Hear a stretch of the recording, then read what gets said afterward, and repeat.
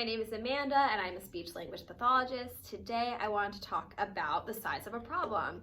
Oftentimes with the kids I work with, I see them get really dysregulated over something that was a small problem.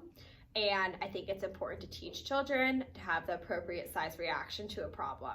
So I will use this, which is the size of the problem scale, to determine if their reaction size is fitting the size of the problem. So the first one we have is a tiny problem glitch. This will usually be 1 to 2 people, and this says 5 to 15 minutes, but I usually say anywhere from 1 minute to 15 minutes to solve. It only lasts a few minutes, and kids can usually solve this on their own without the help of an adult.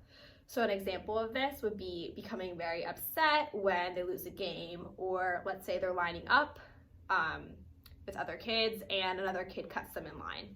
This is something that they can usually solve on their own, and it's a tiny problem glitch. So the next one is a little problem. So this may involve some upset feelings, it might take another person to solve, and a reminder might help.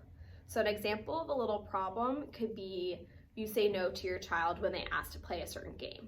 Their feelings might be hurt, but at the end of the day, it's a small problem.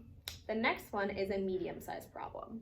This affects 3 to 9 people. It may involve some small injury or upset feelings, and it may take anywhere from 15 minutes to a couple hours to solve, and you may need the help of an adult. So an example of this could be if your child wets the bed. This is not something that they can solve on their own. They're gonna need your help, but it's not a life or death situation. The next one is a big problem. A big problem involves many people. There's no easy or quick solution. It may take days to weeks to solve, and will require an adult help or several adults to help. So an example of this would be if your child breaks their arm. This is not an easy solution. You have to go to the doctor. You have weeks to months for it to heal. It's a big problem.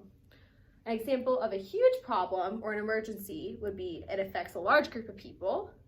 That can include physical harm or even death. And it can take months to solve, and you may need a plan with many steps to fix this problem. So the example I usually use for this is if your house is on fire. It affects many people, all your things are ruined, it's a huge problem. I think it's important to bring the size of the problem up during both times when your child is upset and when they are calm. For example, if you're playing Legos at home and your child needs to clean up and they don't want to do it, and they're having a temper tantrum, it's good to remind them that this is a tiny problem or glitch, and that their size of the reactions should match the size of the problem. But it's also good to bring this up when they're not dysregulated and that they are in a calm mood, and just remind them, oh hey, this is a small problem or a tiny problem and you're having a tiny reaction. Good job.